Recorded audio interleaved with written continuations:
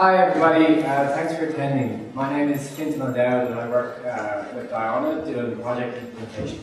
I have a technical background. I've worked on health and human services products and project implementations for about 11 years. Probably a little bit older than I look.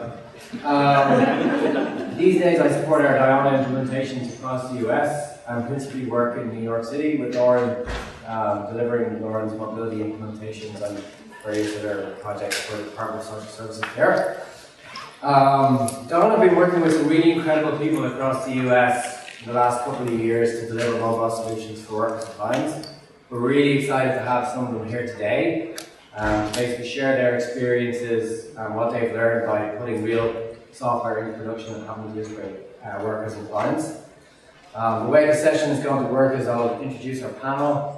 The folks are going to give a quick overview of their agencies and their mobility implementations, and then we're going to hop into various questions for the guys so you kind of get a sense of where they are and their experience has been. Our first speaker is Lauren Aaronson. Lauren has dedicated a career to improving the delivery of New York City's most complex social programs via business process re-engineering and technology. She's led city initiatives around workforce management, cross-agency data sharing, and improving access to benefit programs. Lauren is Deputy Commissioner for Business Process Innovation and Design at the New York City Department of Social Services. The focus there is managing large-scale project implementations, modernization efforts to improve client and worker experience. Over the last few years, her focus has been on the SNAP and cash assistance programs. This has included the expansion of channels for clients to interact with the Department of Social Services, including a client-facing web portal, a number of mobile solutions that we'll talk about today, centralized capability for eligibility call centers, and also the creation of a self-service model at New York City's SNAP offices. A veteran of introducing emerging technologies into the human services domain, Lauren has been working with mobile solutions. I am that. Our second speaker is Shalom Jacobs. Shalom is the Deputy Director of Field Operations for Arizona Department of Child Safety.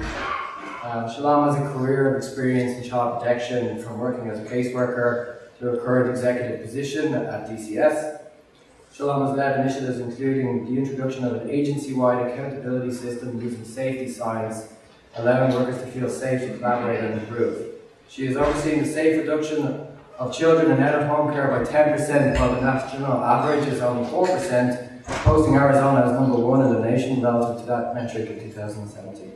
Shalom was also instrumental in the development of the Office of Child Welfare Investigation Analytics Unit, which recovered 235 missing children from May 2015 to date. Last but not least is Evan Friedel. Our immediate experience with Evan is as a subject matter expert on our project with the North Carolina Division of Social Services. He has a lot of different hats. People tend to steal him to get to do things. What's the phrase that you use? Voluntold. Voluntold. Definitely tends to be voluntold to do a lot of different things. Two of his hats in North Carolina are, one is an SME on our mobility solution, and another one as an SME on the introduction of the statewide case management system that's going on at the moment. Evan has a decade of experience working as children's program representative for North Carolina, providing technical assistance and subject matter expertise in support of the 100 North Carolina counties within the state-mandated county-run child welfare delivery model.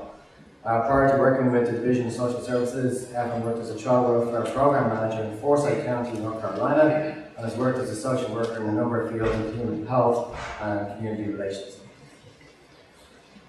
Now what we'd like to do is just have our speakers kind of introduce their agencies and their mobility implementations. So Lauren, would you like to start by giving us an overview of the Department of Social Services and your mobility implementations?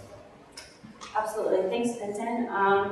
In New York City, the Department of Social Services manages all of the income support programs, cash assistance, food stamps, Medicaid for certain proportions of the population, as well as our homeless shelter system. And we serve about close to 3 million clients a year, 1.7 million in the SNAP-only program, 300,000 in the cash assistance program, and we have about 60,000 people in our shelter census right now. Thank you very much. Shalom. Good morning. I am a Deputy Director of Field Operations in Arizona. Arizona's Department of Child Safety is a pretty new organization. It's a standalone child welfare agency that was born out of some big crisis and concern around child welfare and some scandal around child welfare, which I'm sure many of you are familiar with that. So at the time when I was appointed in 2015, we had over 33,000 open investigations, and which equated to a backlog of nearly 17,000 investigations that had not been touched in over 60 days. Over the previous 10 years, we had a 92% increase in our foster care population. We had approximately 19,000 kids in foster care. So we were in crisis with a lot of legislatures demanding that we change things. And one of the hugest things they were looking at was our system at the time, our SACL system. They felt that that was impeding caseworkers from doing their job. And so we decided, in the process of a feasibility study to replace our system, we decided our best bang for the buck to start with would be to start with a mobile solution for case managers. Super. Thank you, Shalom. Mr. Friedel. Good morning. In North Carolina, NC-FAST is our statewide enterprise case management system. Our legislature, very similarly, it sounds like to Shalom and Lauren, had some concerns about where we were, our accountability process. So an enterprise system is put into play across all of social services. Projects that have come live prior to child welfare include FNS, Medicaid, and child care. P4, child welfare, just came on board with our 5 pilot counties in August. We're still in our pilot stage. Our expectation is to bring our next wave of counties on board in January. As part of that, we realized that we needed a mobile solution in addition to the desktop solution. One of the challenges that we had was the NC-FAST system in its designation and design for the previous project. Almost all of those workers are desk-based. They very rarely go into the field. They very rarely deal with the challenges that child welfare and ultimately adult services will deal with. So we recognized that we needed a partner and a complement to that.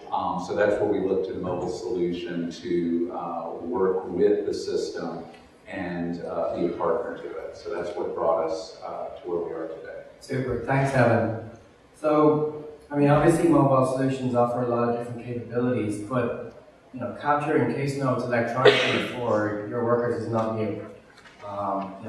North Carolina child welfare workers have been issued laptops previously. What's different? What's better and what's different about the mobile solution compared to giving the workers laptops instead of them? Well, one of the biggest challenges, and this is nothing new to y'all, I'm sure, is the idea of portability versus mobility.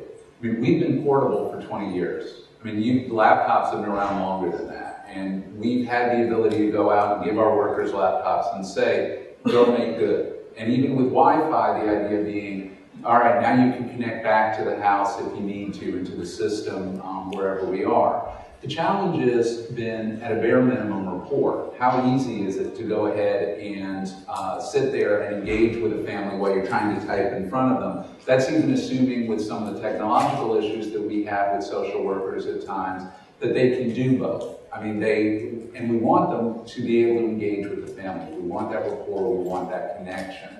So portability has never really been the solution.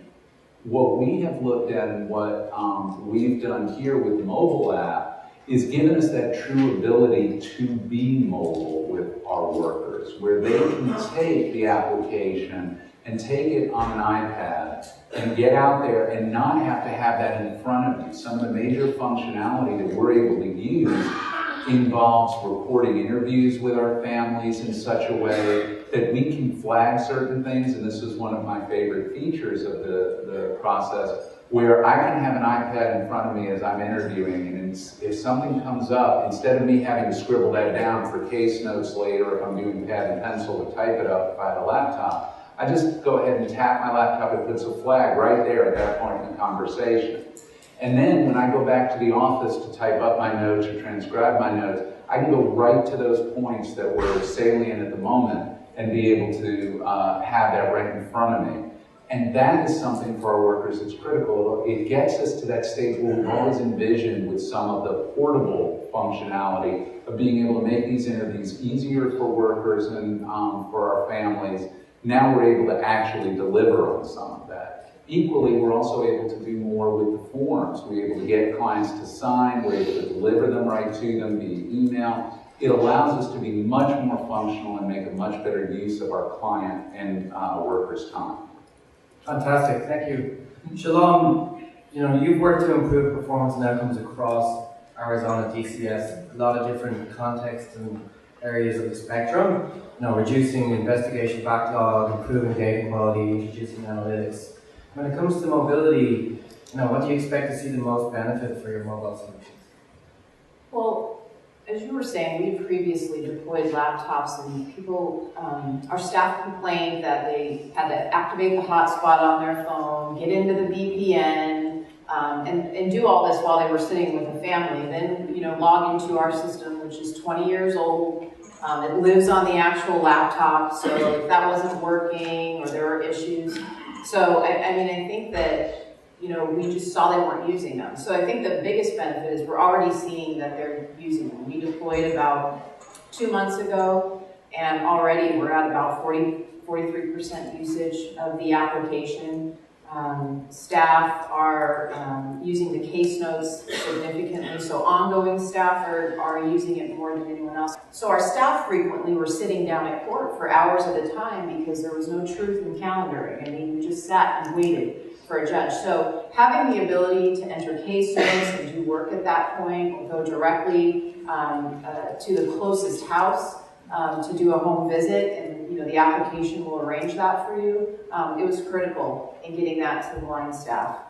Superb. And what will happen with the mobile solutions as Childs gets re-platformed and the new case management system is introduced?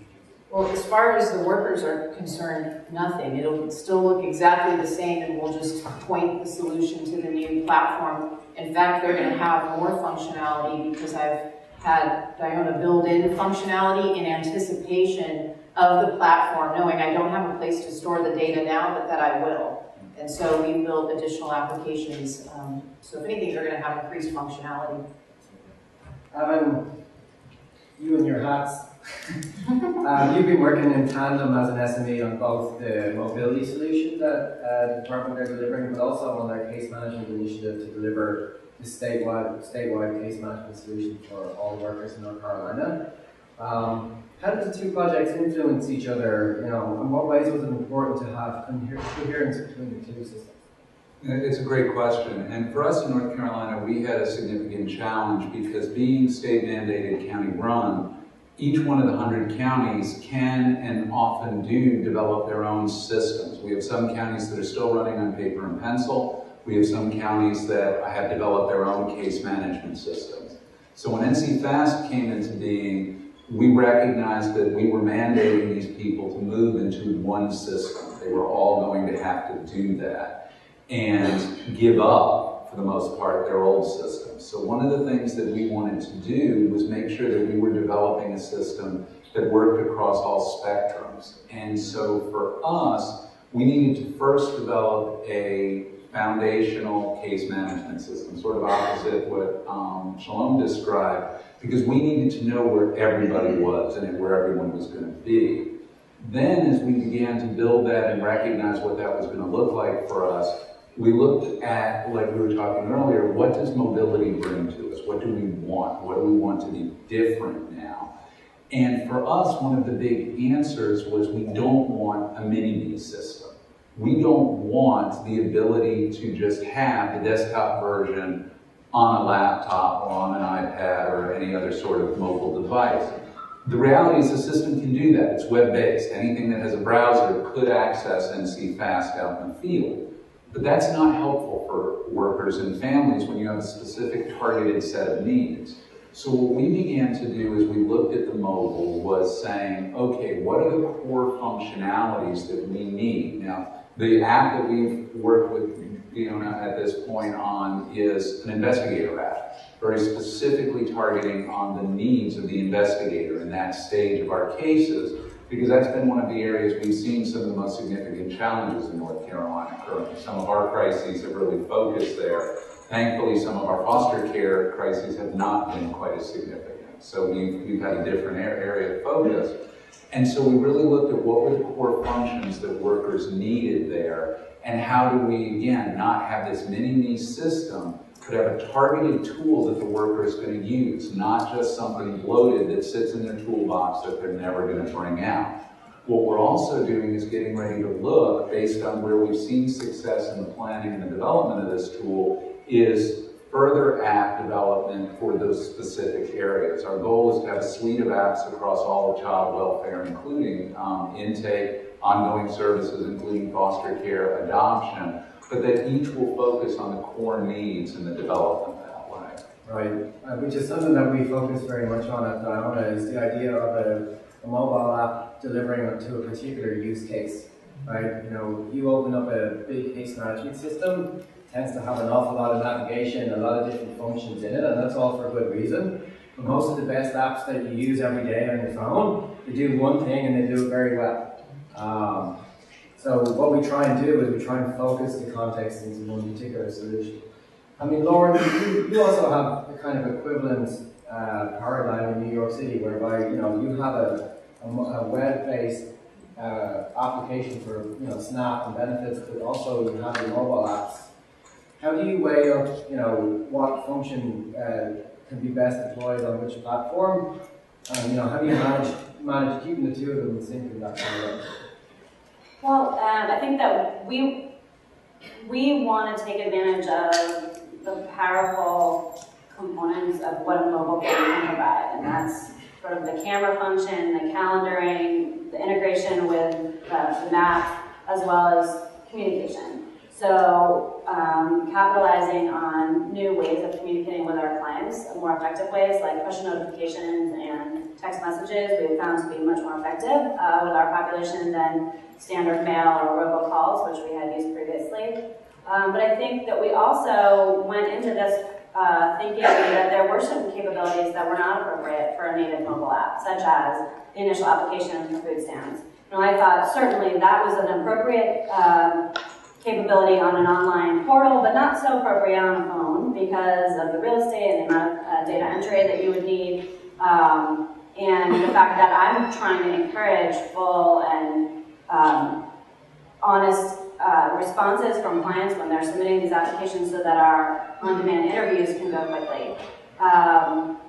And what we have seen, though, is that by and large, this is how people are accessing the internet. So even still, we're getting many of our applications, 6,000 a month out of 40,000, are coming from a mobile device. And so now we're rethinking, what does that look like, and how can we facilitate that sort of application experience in the most client-friendly way through the mobile app. And I think also keep in mind that we have to maintain the question set in multiple places. So what we'll do is rather point to through the app, point to the same question set that you would find online, but do so in a mobily responsive way. Right. I mean, if you read the general kind of guidance from Forrester and Gartner and those kind of guys, they always say, don't do some giant question set on a mobile device because the user experience is bad. But lower income families are much more likely to be smartphone dependent than families that have higher incomes. I mean, a smartphone is the cheapest computer that you can get, truly. And so I think that even though that is a standard knowledge, it's not bearing out, at least in New York City. Yeah, I mean, we were surprised when we realized how many people were using the Snap application on their phones. But then if you think about it, if the option is to go into the HRA office and complete it on a PC or to do it at home on your phone, we've got to muddle through, even if it's not at all mobile optimized, because you get to stay at home, look after your family, that kind of thing. Shalom, you guys did a statewide rollout of 2 mobile solutions at the same time. Very brave. No pilots, no trying. Yeah, no messing around. You guys you've got one mobile solution for your ongoing case management visits, and you have one that's tailored to your investigators. How did you manage to roll out, and what were the kind of challenges and lessons learned? Well, we rolled out 1,200 tablets at the same time that we rolled out the mobile solution on those tablets. So child welfare is really seasonal in Arizona, so I was just very strict with the teams that this will go out in July. It will go out before school starts because we get about a 25% increase in volume from July to August statewide, and it's significant, and you can feel it in the system. So that was one thing we did. We were thoughtful ahead of time about the time frames. We had a business integration team. They did a ton of work around surveying and focus groups about what staff felt like they would need to be successful, the amount of training they would need, and shockingly, they wanted training on the tablets, which I thought most of our workforce would be pretty tablet or smartphone savvy. So we ended up developing a training that was partially focused on just use of the tablet, and then the second portion was around use of the apps. We rolled out probably about 40% of the functionality of the apps initially, and so we'll have a second rollout in November. We wanted staff to get used to just using the tablet in their daily work, so that I think helped considerably. I'm trying to think what else we did. In terms of the training, it's we have another project going on in upstate New York, and today is the first day of UAT. I got a text from our guys there, and he said first question from UAT was, how do you turn the tablet on? Yeah. And I said, well, that's a very good first question. We had some lessons learned too. We had the tablets in storage for months before, and we were working on getting them set up. IT was working on getting them set up. And coming up to the deployment of the tablets, the cases were on back order. So the cases with the keyboards. And so we had to make some quick decisions about, were we going to deploy the tablets without the cases. So thankfully they made it their day 3 of training. We made a decision to not deploy the tablets. They would get their tablet in training. So they practiced on their own tablet with their own caseload while they were in training. So that was a little bit dicey, but we managed to get those redeployed afterwards. So I would definitely say make sure you order all your accessories ahead of time. We also had a little bit of challenges during the user acceptance, I think, testing phase. Our system is 20 years old. Our data is all on a mainframe. And so all of the testing that we had did in the test environments, we had never, just turned that on in production and really had any idea what the impact would be. And we found all kinds of problems and issues because we are hosted by Department of Economic Security, our previous umbrella agency. So there were so many challenges. So I would say have a real large amount of time for user acceptance testing with these tablets if you're using older systems. One of the things we find in terms of just doing these implementations is the technology is very new. We have to work very closely with agency staff on the IT side that have never really done anything like this before. And one of the things we try and work with very well, I would recommend in terms of mobility project, is establishing that culture of safety even with the IT staff. I remember asking somebody, can I connect this tablet to the test environment via that wireless network? And the guy was terrified. He was like, oh my God, I don't know the answer to that. I said, that's okay, we're on the voyage to discover here. I'm sure we can figure it out. Right? The tech is there, we do it elsewhere. We find that a lot of the kind of key IT staff that will be required to do one of these mobility implementations, they're the kind of key guys that know everything, that are super busy, and we have to kind of work to develop those relationships and make them comfortable with integrating something very new. To your point earlier, some of these solutions can be quite old, the back-end case management systems. You've got to work to make sure that everybody's pulling in the same direction to kind of get that done.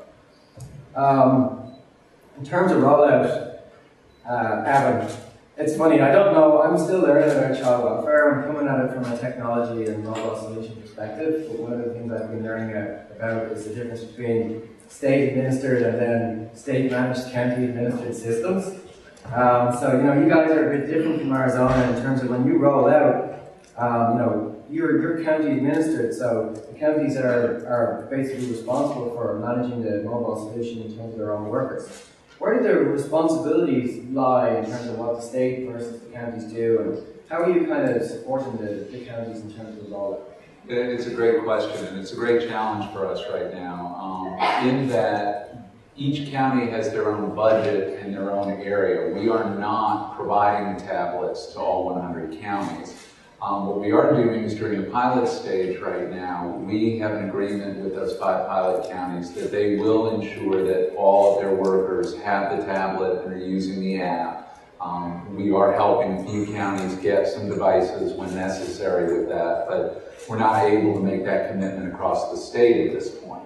So one of the things that we are hoping for is that the results from the pilot counties will show a lot of positivity and a lot of comfort, which will help counties plan for their budget process to move forward. Now, we've worked with Apple. We have some state contracts where we've been able to decrease the cost of the devices somewhat, which makes it a little bit easier for counties to pick that up. Now, we have counties that range from having just 5 social workers for the entire county across all areas of social work to counties that have 120 to 200 CPS social workers alone. So the budget issues and needs vary county to county. So we're really trying to work with that. One of the things that Shalom said, though, that I think is really critical is that culture of comfort around the device, both in terms of getting workers who have been doing this forever and may not be as comfortable with technology, comfortable with it, but equally the idea of who's responsible if something bad happens. And right now, again, each county is developing their own policies, and we have some counties that are developing what I'm worried about will be paperweight philosophy, because they're afraid they're going to break it, they're being responsible if it breaks, so they may never use it, versus others that have provided everything, cases, covers, chargers, and said, look, we want you to use it, you use your work. If it breaks, yeah, if you were throwing it up in the air and playing catch with it, we may have an issue. If it's in the work of your regular job, we're not going to hold you responsible. So that's one of the pieces of messaging that we're trying from the state to help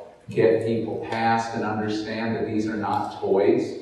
And I think that's one of the reference issues that some people have, is they're used to seeing younger generations use them as such. And we have to help them understand what the technological benefits are.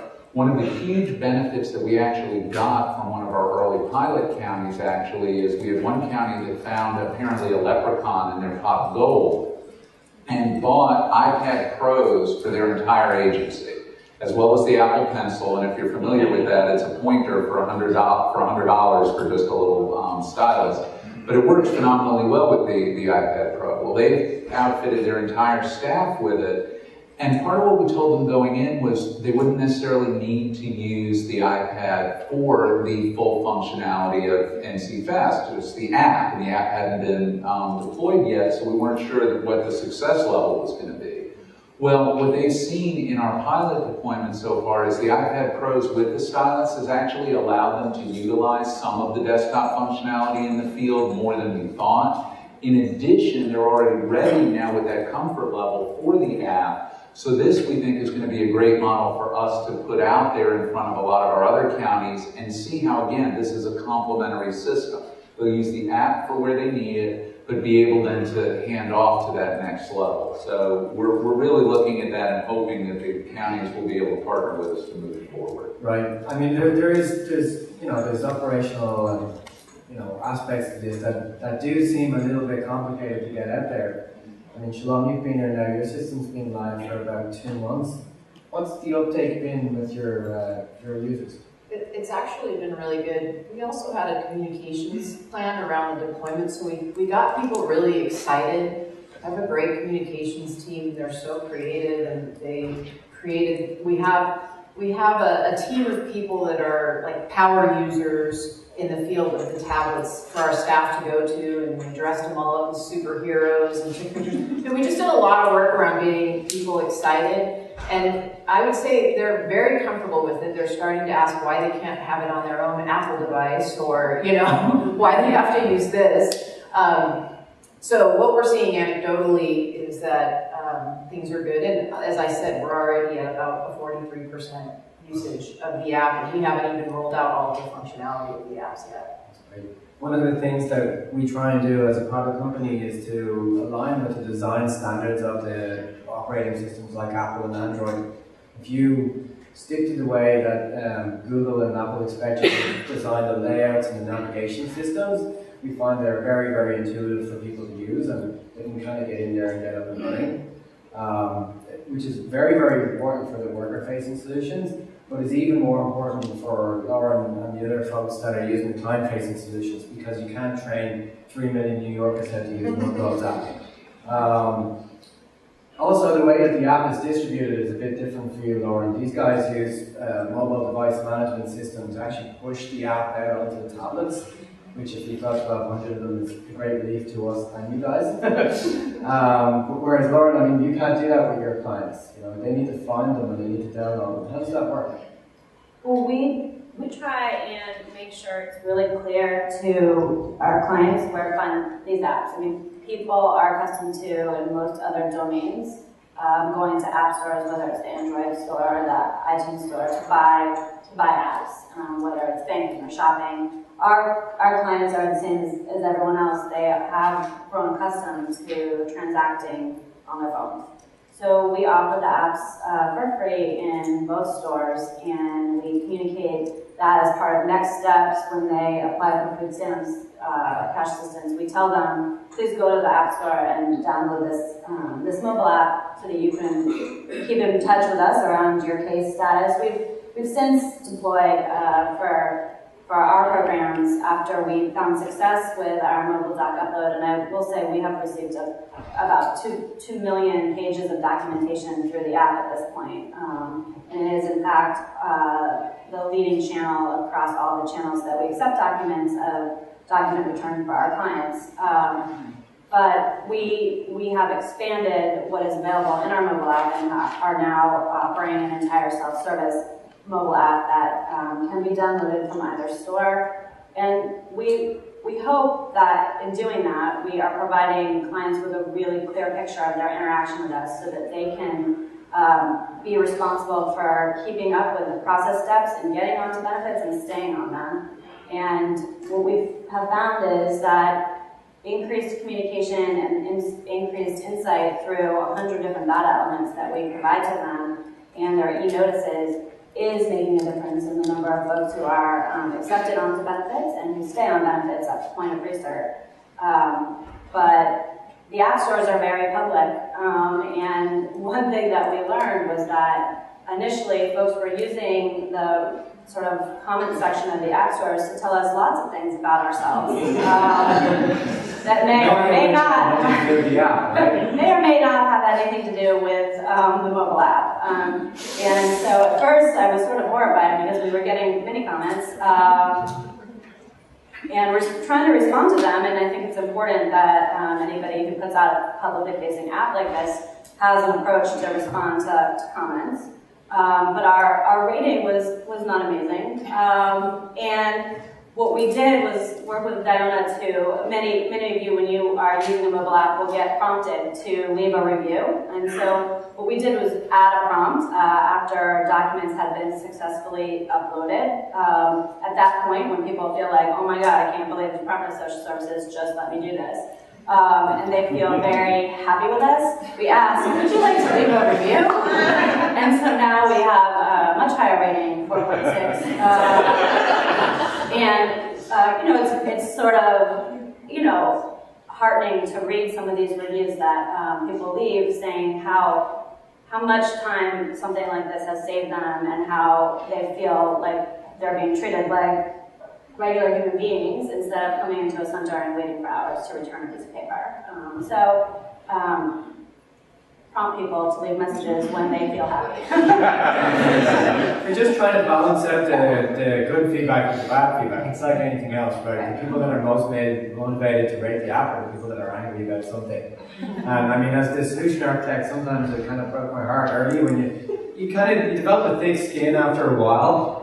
Because you've got 1,000 reviews, but I mean, you're pouring over the first 50, I remember one person said, this app is amazing.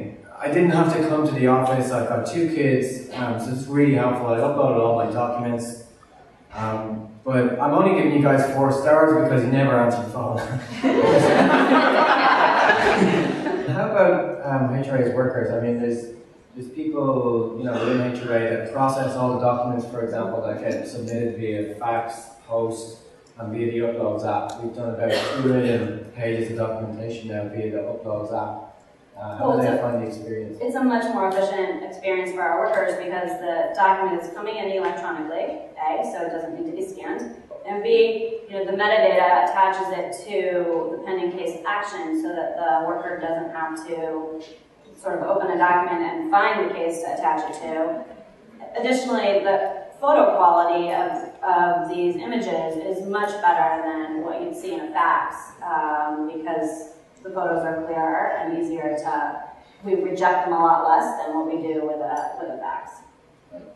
So Shalom, in terms of your users, do you have any particular points around what the users have, what are their favorite functions in the apps, or what have you been hearing in the field? I've been hearing a lot about the calendaring. So you have 40 kids on your caseload and you're trying to, figure out where do I need to be. So we're hearing a lot of good things about the calendaring aspect of that app. Also the tasks, the follow-up lists of things that they need to do. And I anticipate our background checks increasing. We've kind of baselined those, and since that's not in the app, but just even having that accessible on the tablet has been huge. But we are seeing almost full usage for our ongoing case management staff doing their home visit case notes. So we have a series of KPIs set up to watch. Are we seeing improvement in the timely entrance of these case notes into our system? Yeah, you guys are on the cusp of going live in North Carolina now. We've gone through UAT, all the testing is done, we're just crossing T's and dotting I's. What are you most excited about in terms of when we roll this out? I think the comfort level for the workers, what we've seen so far in our sandbox testing and in our JAD development is the workers really looking at this as a streamlined way to do their jobs and being able to be more responsive to the families and feel like the technology is hopefully helping them for the first time as opposed to burdening them. Because we know every time a new initiative comes out, a new process comes out, there's a new form, there's something different they've got to learn or do.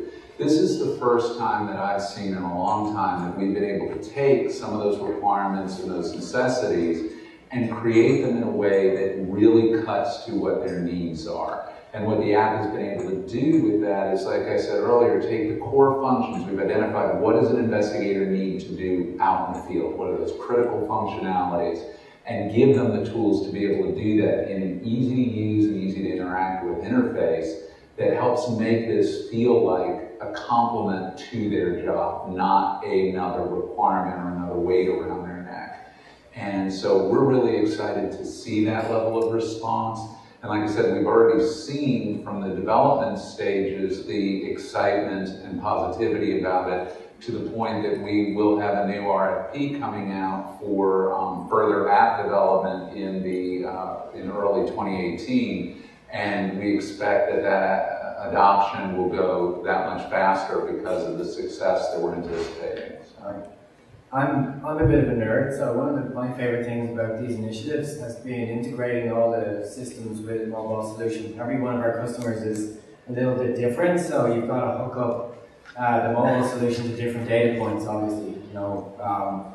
Our customer in upstate New York, they don't have, actually they're a county, but they don't have any access to the state child welfare system. So we've had to come up with clever ways to batch information in and out of that. In New York, we integrate with everything. We've got various legacy and less legacy case management systems, document management systems, message buses.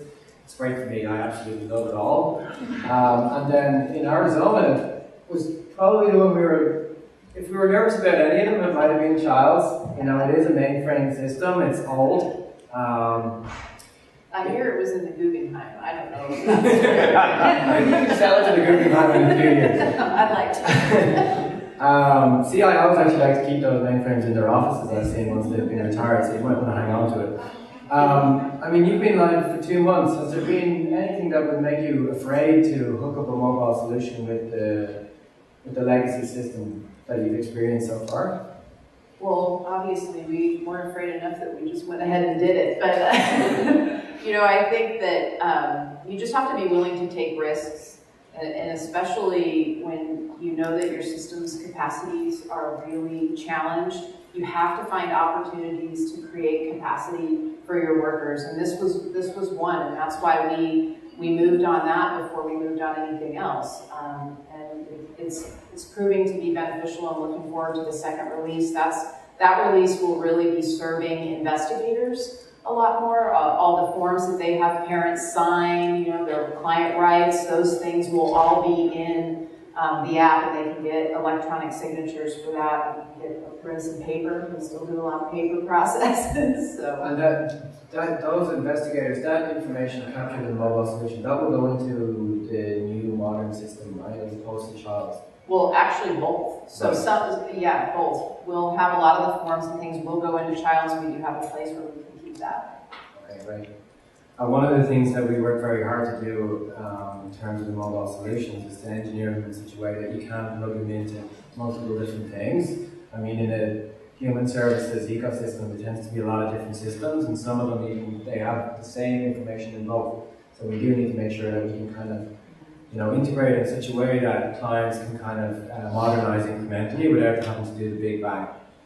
Lauren, you've been doing this mobile jam now since 2015. You've implemented 2 solutions so far. When you look at the next 2, 3, 5 years for DSS, where do you kind of see mobile solutions coming into your future work? Well, I think that overall, just like in child welfare, there's a definite worker-facing component for sort of income support programs where we actually, because of various reasons, need to go to the home and do the interview. And I think for the same reason it's been really effective here, it would be also effective for our workers that are interviewing clients for cash assistance or for food stamps. I think that the idea is really to create, for us, was to create a self-service model for those clients that are willing and able to engage with it, so that we could free up our workers to do tasks that we need our eligibility specialists to do. Not scanning and indexing, not scheduling, not sort of data entry for applications. And so for those clients, and there's more and more of them, really, at this point, that do require a heavier touch, I think a worker-facing mobile solution is likely the answer. Right. Okay, great. I'm sure that people have questions, so we'll take a few questions from the audience. Great presentations, thank you very much. Question for Shalom and Evan. You mentioned a few, but were there other areas of resistance, caseworker resistance, that you either anticipated or encountered to either the hardware or the software, and how did you overcome them?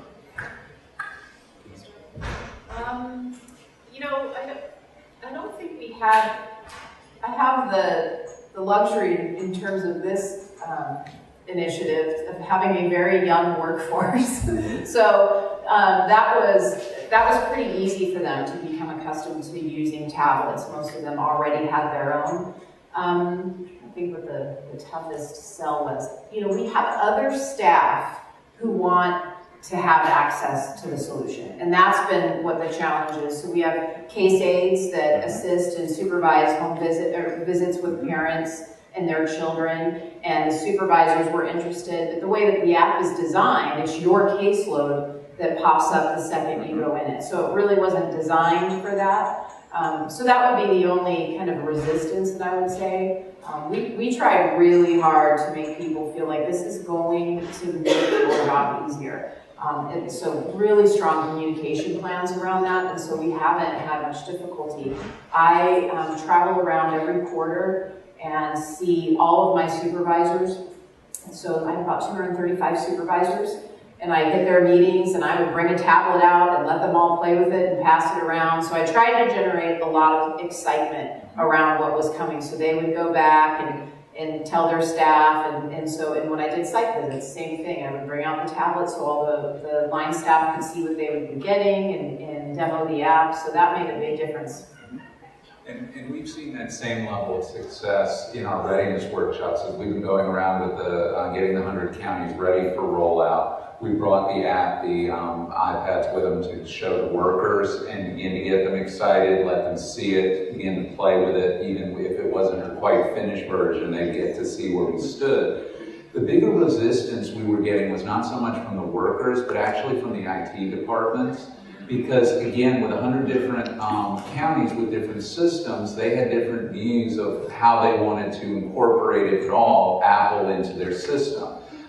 Like Fintan said, the app is available and could have been developed for Android or for Apple. We made a determination in North Carolina that we were only going to develop it in Apple, whereas the different versions of Android and whatnot, you could have tons of different devices, tons of different operating systems, each with their own flavor, no pun intended, because they do it generally as cookies and desserts and stuff. But maybe it was pun intended. Anyway, it was a very good pun. The reality there for us is we felt like this gave a better level of consistency with Apple. But that's been the challenge for a lot of these IT departments when they haven't ever looked at it before. So one of the things that we've helped to try and them to understand is while there is a cost certainly to adding that, especially a lot of counties have started looking at Surfaces and Surface Pros and said, okay, we're going mobile, we're giving you this. They're going, now why are you going this direction? We've helped them understand that they don't have to integrate this into their day-to-day system. The iPad we expect to be a standalone, that we want it to work that way. It works with the app, it can work with the system. It doesn't have to be integrated into their overall system. And that's helped break down some of the resistance that way. I think also giving them as much heads up for budgeting as possible in that area has helped a lot. So for a lot of these counties, they won't have to look at this until next budget year, which makes it easier for them to swallow what it is they may be taking on. I think anticipating their needs is important too. So we deployed with car chargers for social workers, and that's the call that I get the most. Every now and then I'll send out an email to all staff and I'll get a reply around the mobile solution. I'll get a reply, I need a new car charger. Where do I mean, that's like the first thing they ask is, how do I get another car charger? So really being thoughtful about how their, what the responsibilities are of their job and how will this work for them? What other things can you put around to support them? And one other with that, just in terms of anticipating the needs, one of the things that was another selling point with the app is the app can work offline, unlike NC Fast. If you don't have an internet connection, you can't work with it. So the app, however, if you download your cases, which we tell the workers they do before they leave the office, then they can work whether they have an internet connection or not. They can do everything they need to, and then the minute they have an internet connection again, it'll immediately sync with the application. And this was a huge need for the workers to be able to say, look, you can do your work anytime, any place.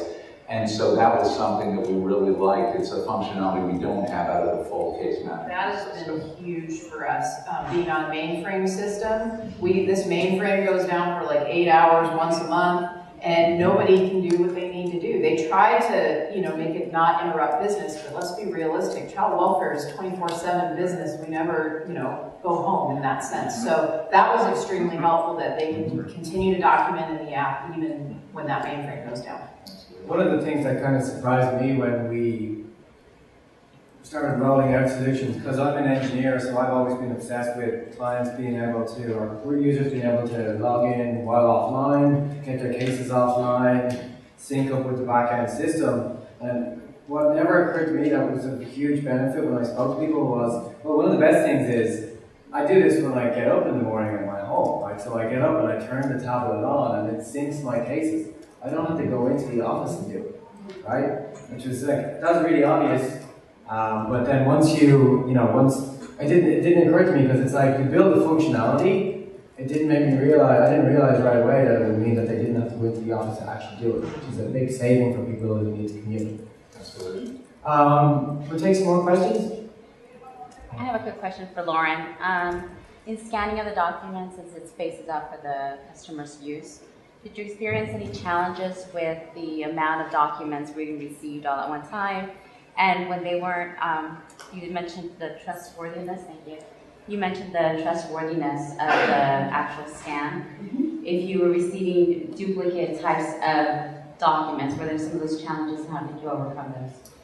So the flow of the app allows a person to take a photograph and then review it before they submit it. And so I think that weeds out some of the pictures that didn't work out. They just redo it. But we don't get as many duplicates as you would think, because we do try to message very clearly that they've submitted that one. Would they like to do another one? One thing that was hard is that a lot of our documents require a front and a back. So it's the same document with two images, and sort of concatenating the images together and submitting them as one was a sort of an enhancement that we had to work on, because we didn't really want them to do individual documents, because then our workers would have had to splice them together and commit them as one. So we had a little bit of work around figuring that out. Our clients then are able to see in their mobile app their documents. So things that have been submitted end up being listed in the section that says My Documents. And I think that feedback loop is really helpful for folks to know, here's what I just submitted, and then some days later, and we try to do it in under 5, and I think we made that KPI mostly, we send out a paper receipt saying we've just indexed the document, we're calling it a birth certificate no matter what you called it, and in the mobile app or on their online account, it says document added. And so we want to create this trustworthy, transparent feedback loop for everybody, so that they understand that it's not a black hole, and that we're taking action on whatever case action we need to be looking at. So really quick follow-up question. How quickly do workers have access to that document? Is it instantaneous? Yes, it's immediate. So it goes through a virus scan, and then it gets sort of dropped into a queue along with documents. In fact, we leveraged the approach that we had in place, which was whether you fax it, which is sometimes an e-scan, right, and it goes into a queue. Actually, our mobile docs all go into a queue for a centralized group of workers to open and commit. Thank you. Immediately. Any more questions? And I really appreciate you talking about the offline and sync, since we have a few hills that kind of create. But have any of you considered expanding the mobile into? Have any of you considered expanding the mobile app into your youth corrections, youth services areas? Our enterprise application actually covers both the child welfare and youth services, and our client managers actually follow the youth across the 10 facilities within the state. So once you're a client manager assigned, even if you change from Lookout Mountain down to Pueblo, because the youth experience recidivism or state things change where it is that you're going to be located for your stay, our client managers within the youth services area are really interested in mobile app opportunities. Well, I thankfully do not have juvenile corrections or any youth services under my control. So I imagine it could work in a similar fashion with either corrections, juvenile corrections, or probation. But yeah, we haven't, that's not under our control in Arizona. And the same for us in North Carolina. We don't have that as part of DSS's jurisdiction. But I would imagine that very much the functionality would be something, given what you're describing, that would play very well with that, and the ability to give the workers the tools they need, getting out there and again being truly mobile with the clients. What you're mentioning sounds like, to me, placements. I am definitely interested in expanding the app in terms of placement of children, real-time data and information around the placement of children. And that's actually probably where we're going next with our next development of apps, is placement and foster care. So same idea, some of that same tracking and needing to follow children and provide to them. We're just doing both paths at one time. So in terms of Diona as product company, we do have similar functionality to that on our roadmap. In terms, I mean, you can get a demo of our foster care app at our booth. We do have them being released soon. What I would say is, in terms of could you use the apps that these guys have used for your youth services, 70 to 80% of the functionality is very common. What we would want to do is work with the specific requirements for those particular users and that particular subdomain to really make sure that the mobile solution was 100% oriented to their particular use case. They appreciate that. Because they always said that they're an afterthought. Right. Yeah. That is their expectation. Any more questions? Yes, sir. Hi, Alex from Virginia. We are in the middle of an open procurement for a mobile app, and I would want you to think back several months if you could do it all over again for the rollout. What would you change on how you approach your rollout? I don't know that, like I said, the only thing I think I would change is making sure that we ordered that supportive equipment earlier, because it turned out that Samsung ended up on the back order. I mean, so really having, and you have to plan your rollout around your business. So caseworkers are strained during those high volume months. And, you know, I think I would have preferred to have rolled out in June, but, you know, we were on a rush. The application wasn't quite ready yet. But that's the only thing I would do is I would target June for a rollout, depending on when your schools have a session in your area. But ours is like the last week in May, every kid's out. So we have this real low volume month. And their caseworkers are just able to go to training more. They're less stressed about a new initiative or whatever they perceive as something new we're putting on them to have to do. It makes it better. And I would generate a ton of excitement around the app and the solution, and really, I would like to do some more video, because I'm noticing my caseworkers will, you know, delete email messages. We know that. So if you embed like a YouTube video with a big play sign, they'll click on that, but they won't maybe click on another message or read the rest of the information.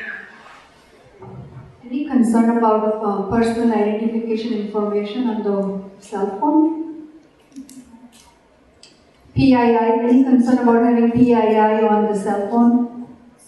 I mean, from a client perspective, when they take a photograph of a document, it doesn't save to their camera roll, which is, and that is because we didn't want them to expose their PPI. So it gets taken, a picture taken within the app is then submitted, and it's all you know, encrypted in transport. So for us, you know, phones have passwords, and so for us, we don't worry about it as much. Probably different, maybe, for you guys. We don't worry about it because they're department-issued devices. We have access to everything on them anyways.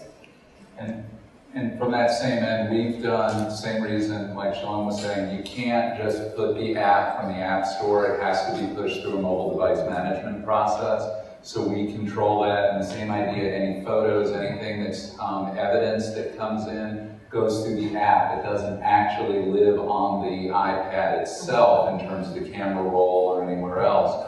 So we also have through the MDM the ability to brick the device at any time. The minute that the worker indicates that the device may be out of their hands or whatever, they are able to get that device completely shut down, and the PII, there's nothing available. It's essentially like the old Mission Impossible, this device will self-destruct in 5 seconds. And I imagine you use location services for the device too. So exactly, all those requirements, they don't have a choice about those things.